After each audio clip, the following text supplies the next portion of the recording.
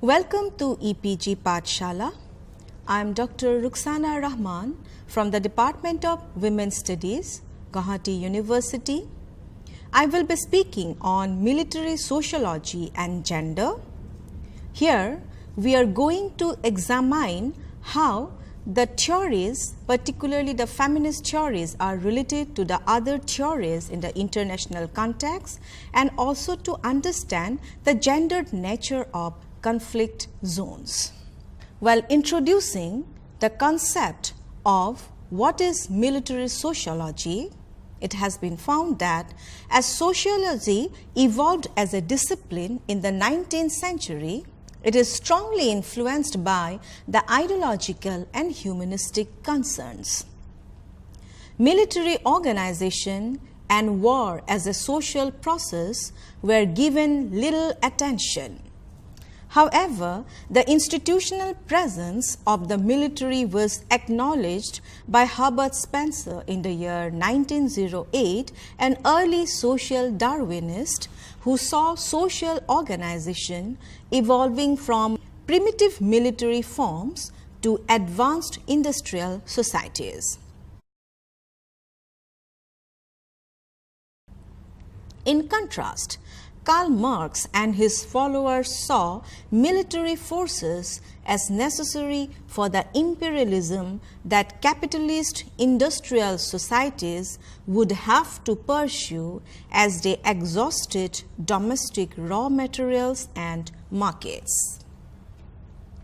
Weber, in the year 1968, in his economic sociology, acknowledged the role of the military as the agent of the state for the legitimate monopolization of organized violence and drew heavily on the Prussian army as the prototype for his general model of bureaucratic organization. And Emily Durkheim, in the year 1951, viewed participation in the military as one of the social conditions affecting the rate of suicide in his study of social integration.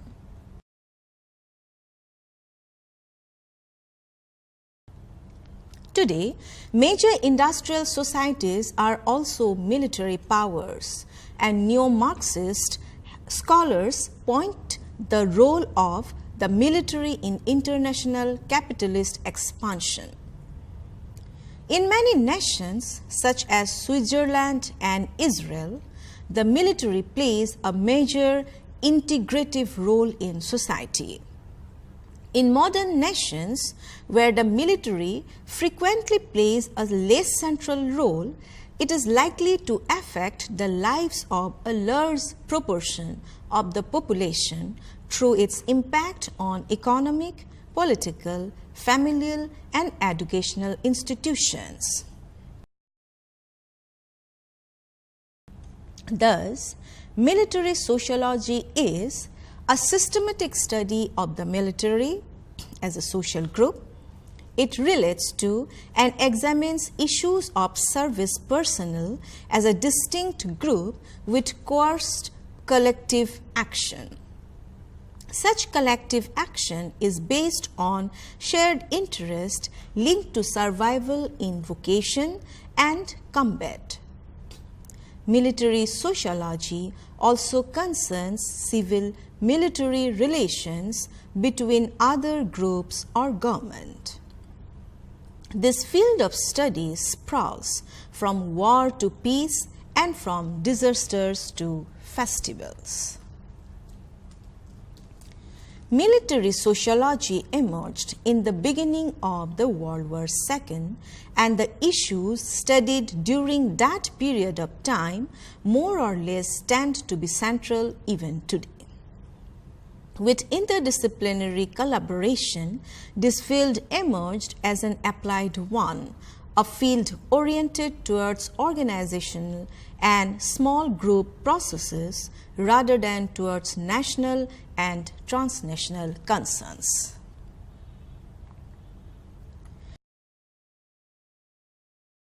In the mid-20th century, to describe the structural relationships between military forces and their host societies in the modern world, C. Wade Mills in the year 1956 came up with the power elite, and Harold D. Laswell in the year 1941 developmental model of the garrison state, which enhanced the stature of military sociology at the academic level.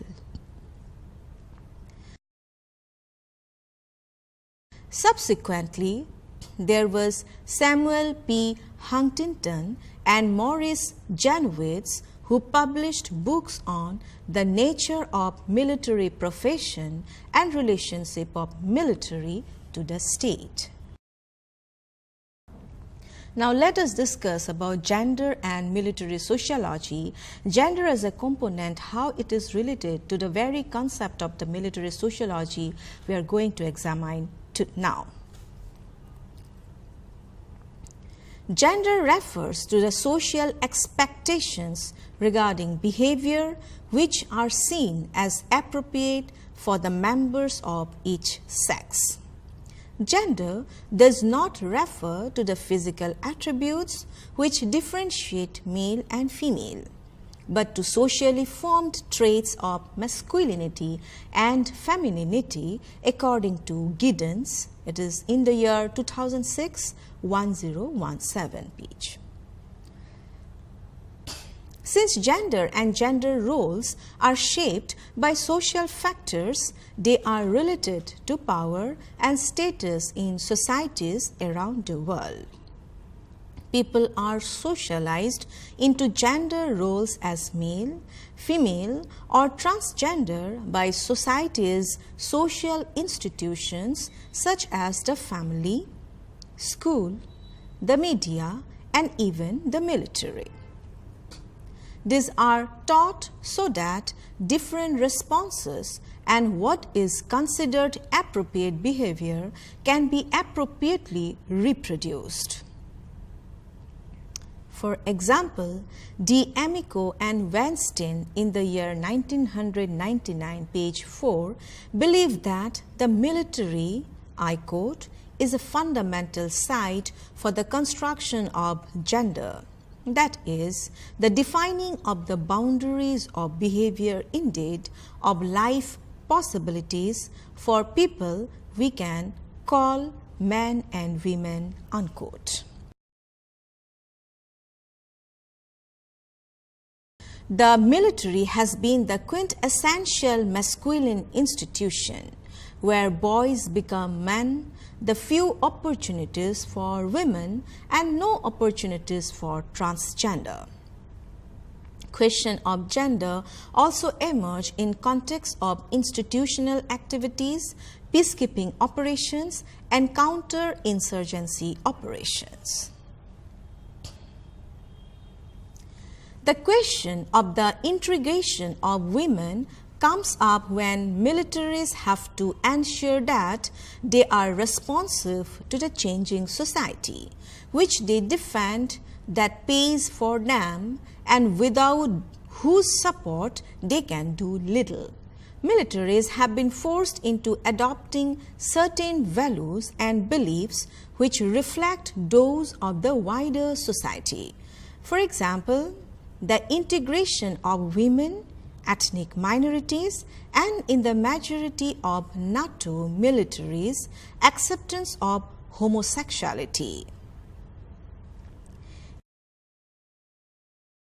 Hicks Stim in the year 1996, the pages 68 to 69 tells us that there are two quite different circumstances which increase the number of women in a military force. One is wartime. The other is in liberal democracies where the military is all volunteer and where there is an emphasis on providing equal opportunity to all citizens. In the latter circumstance, acceptance of women is seen to be congruent with occupational values.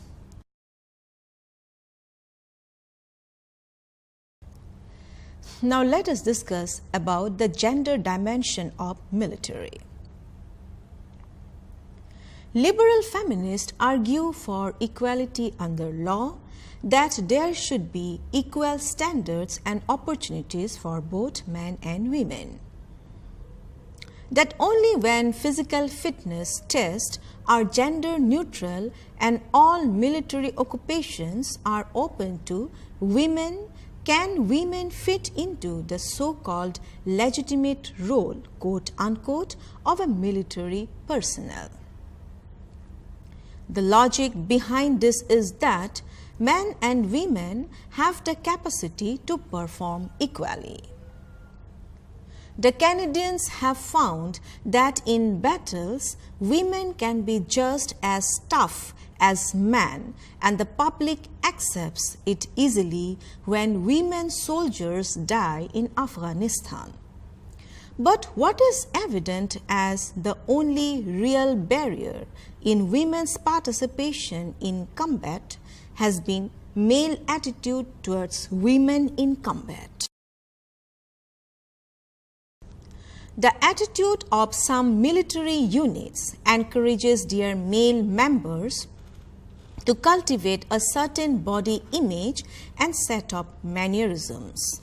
Like the depiction of a military image being man-like the muscular, where women are seen as weak bodies wielding relatively less power. The idea of femininity itself attracts sarcasm, and the sole emphasis is upon cultivating maleness that is in binary opposition to femaleness.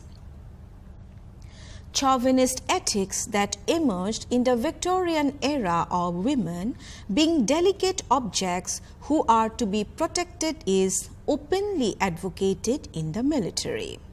Thus, gender identities in military emerge in relation to perceived sex difference, which in turn shape those differences.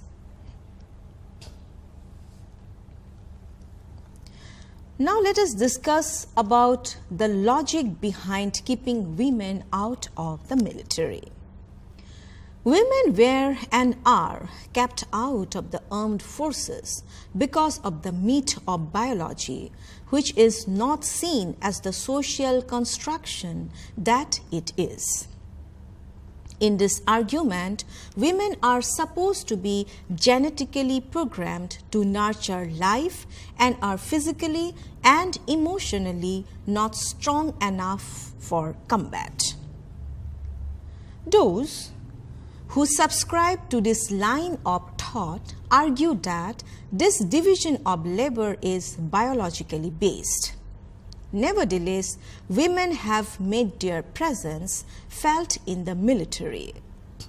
The media coverage during the Persian Gulf War highlighted the pioneering role of women in the military.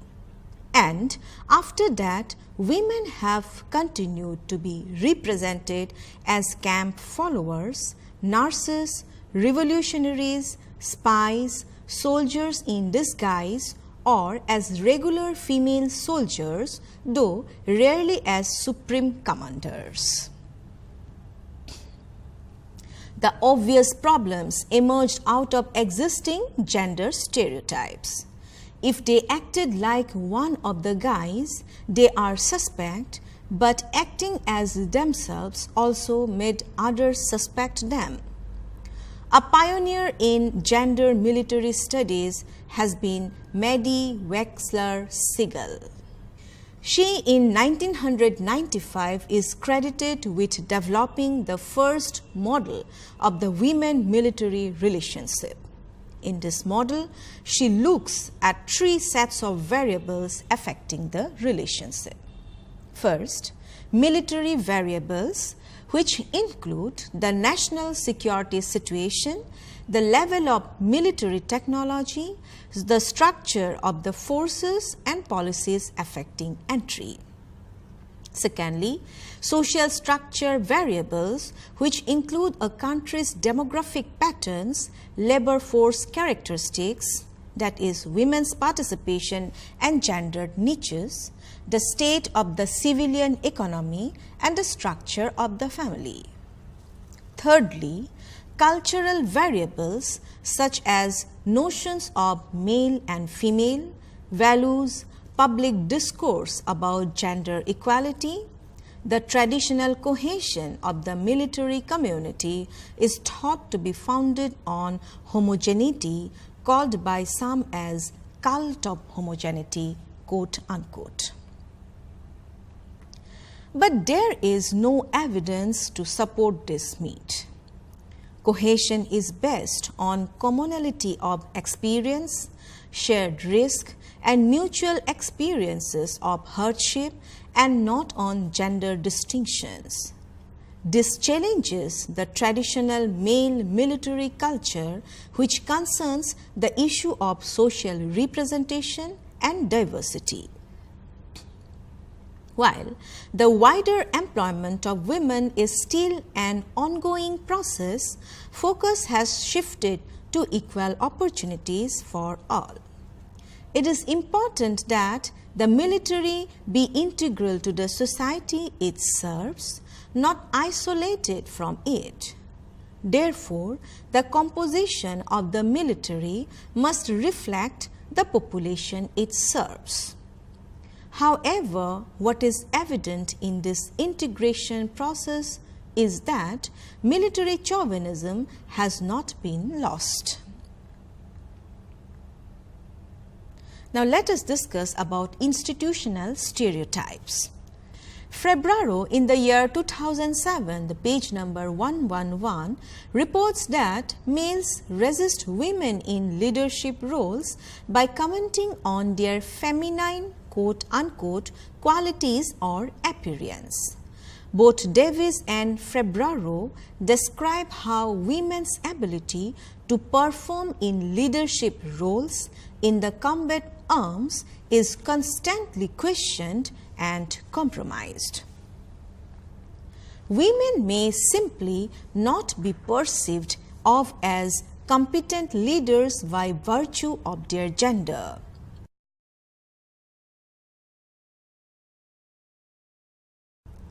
In the military, the attributes of a successful leader, like decisiveness, confidence, and assertiveness, are perceived as missing in women.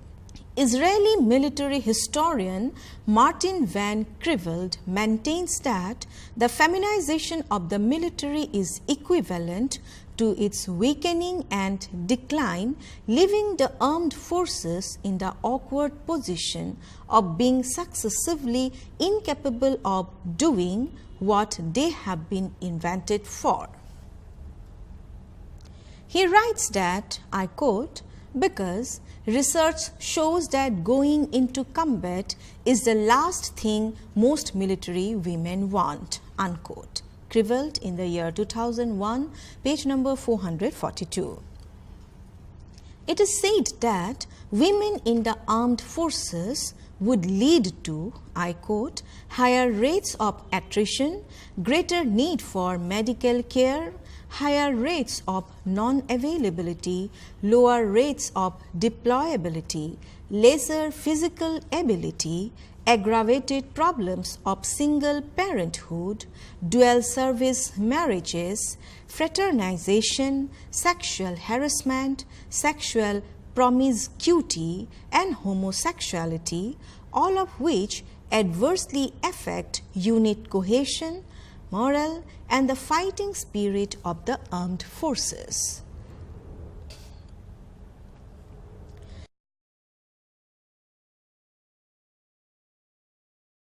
Women are portrayed as needing male courtesy and protection and as housewives who should receive flowers when entertaining officers in their homes. The image of a prim and proper officer's wife reinforces male attitudes towards women in combat. Kummel remarks that these constructs of the female as someone to be courted and to be protected symbolically makes war a man's business. This is reflected in interviews with German servicemen who feel that it would be difficult for them to see a woman body dead or suffering, and the idea of a woman inflicting violence is strange, quote unquote. But none of these men would find it strange if the woman was protecting her child. The line is somehow crossed in protecting the state. These people believe that the military would lose its institutional soul, quote unquote, rooted in war fighting. Others are of the view that combat effectiveness will diminish with the presence of women. Another perspective to looking at it will be male colleagues who feel they are being passed over in favor of women. In UN circles, the words gender Gestapo, quote unquote, can be heard. Conaway in the year 2006 in page number 10 tells us that when positions are held, quote unquote, for women, men become infuriated. The danger of reserved posts for women as well as ethnic minorities is that they can appear as token and face additional layers of scrutiny that the dominant group does not face. Nowadays, the vocabulary of gender mainstreaming has become omnipresent in the international arena. However, it is important to remember that gender is not just about women and girls. One of the problems with the concept of gender is that, like ethnicity, is too frequently identified with biology. This misses out on the social construction of identity.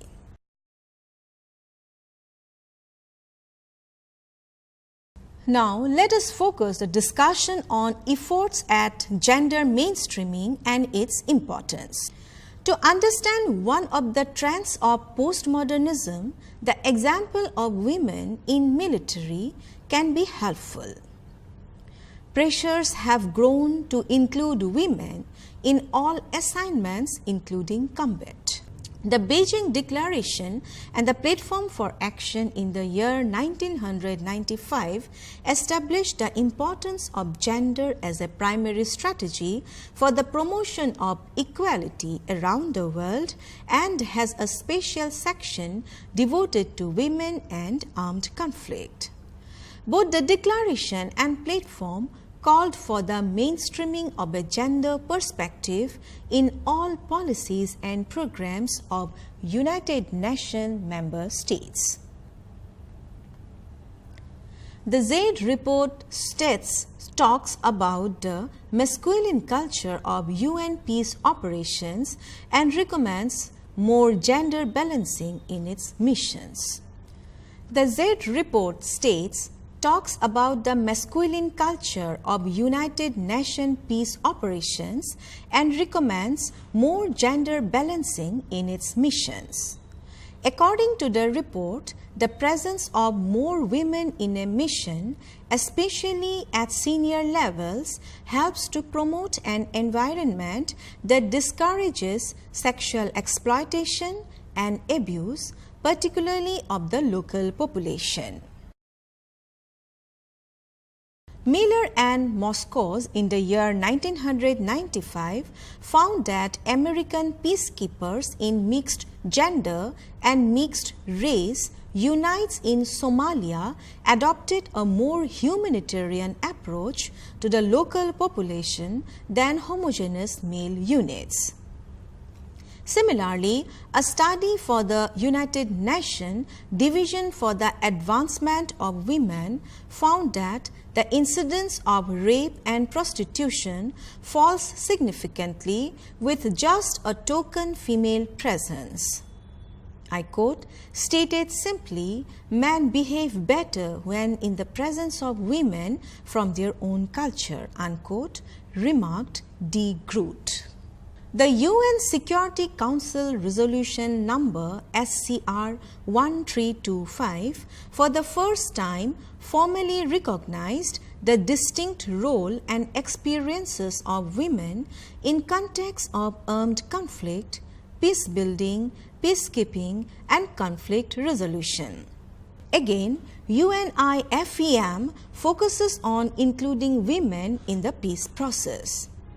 One of the 4 priorities of UNIFEM's multi-year funding framework for 2004 to 2007 was achieving gender equality in democratic governance in peacetime and in recovery from war. As a result, many of the agency's programs aimed at increasing the numbers of women in post-conflict decision-making, building women's political influence, and making governance processes more sensitive to gender/women's issues. In spite of the efforts, it is evident that even in the international arena, women have to settle for softer roles. When it comes to real combat, the absence of women is obvious. One of the problems is the underrepresentation of women in military forces that contribute to UN operations. For example, as of March in the year 2008, women comprise less than 2% of all military personnel in United Nations peace operations. Apart from representation also, it is the proactive role that the already enrolled military women have to play. Until women can make a positive contribution to peacekeeping operations, their presence will have limited impact. There has been little increase in the number of women participating in UN peace missions since the passing of SCR 1325, and female heads of missions is rare.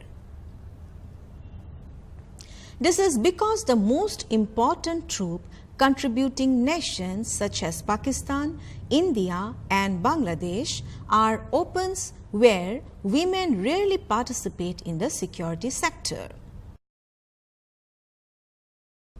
It is important to note that even in developed countries such as Canada, legislation was required to address institutional and cultural barriers and open up the armed forces to women.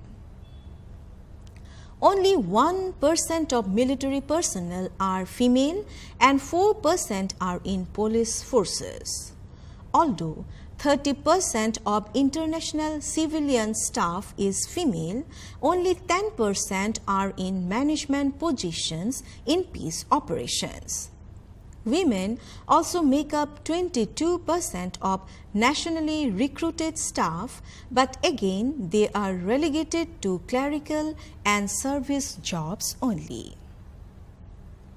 In the report for Refugees International, it has been noted that masculine culture, quote-unquote, of international militaries and police in peace operations contributes to several attitudes such as the code of silence concerning sexual misconduct, the view that boys will be boys, quote-unquote, and the fear of recrimination for being a whistleblower, which make it difficult to introduce gender-sensitive policies.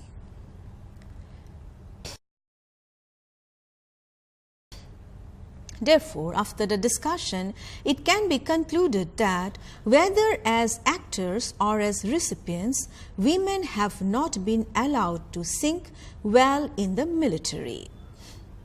Traditionally, a male bastion has continued with its values. Though the scanty presence of women in military cannot be denied, yet maleness is what is aspired for. that strength is a male domain is reinforced by composition of combat operations and also names of missiles or drones which are often visible in national and international domain.